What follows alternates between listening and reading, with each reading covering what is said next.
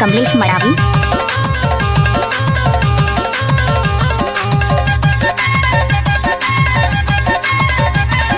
नाम बताना तुर गाँव बताना, नाम बताना तुर गाँव बताना, जिला घालू बता देना। खाते रैली पाते रैली तू मोबाइल नंबर दे देना। खाते रैली पाते रैली दीवानी मोबाइल नंबर दे देना।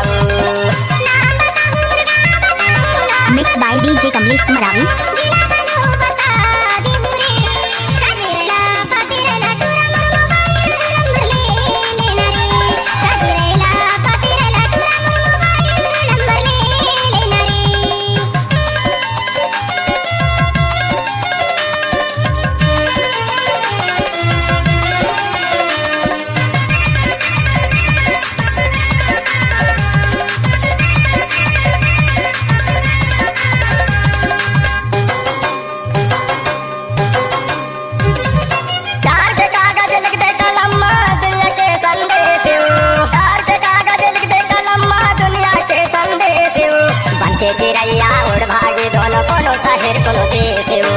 जिस गाने को आप सुन रहे हैं मिक्स किया है कमलेश मरावी।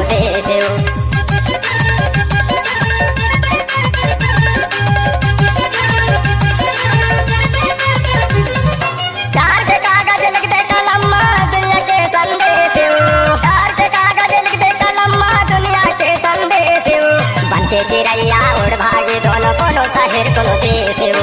बनके चिड़ैया उड़ भागी कोनो कोनो शहर कोनो देश हो। नाम बताना तुर गाँव बताना, नाम बताना तुर गाँव बताना, जिला घालू बता देना। खाते रैली पाते रैली दीवानी मोबाइल नंबर दे देना। खाते रैली पाते रैली दीवानी मोबाइल नंबर दे देना। नाम तो सुना ही होगा डीजे कमलेश मरावी।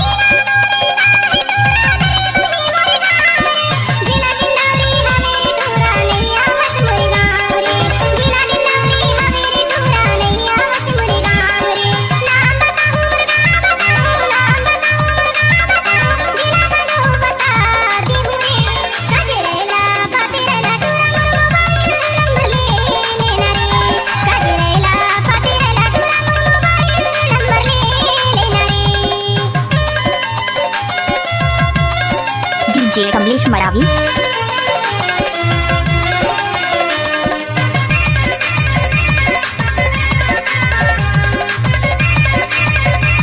अच्छा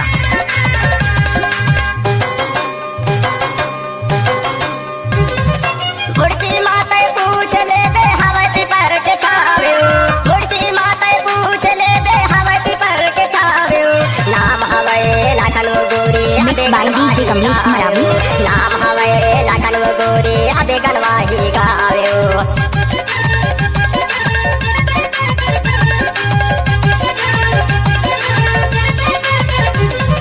मुर्ची माते पूछ ले दे हवती पर के छावे। मुर्ची माते पूछ ले दे हवती पर के छावे। नाम हवे नाम तो सुना ही होगा डीजे कमलेश मरावी। नाम हवे लाखन गोरी आधे गनवाही गावे। नाम बताना तुर गाँव बताना, नाम बताना तुर गाँव बताना, जिला घालू बता देना। खाते रैली पाते रैली दीवानी mobile number DJ Kamlesh Maravi.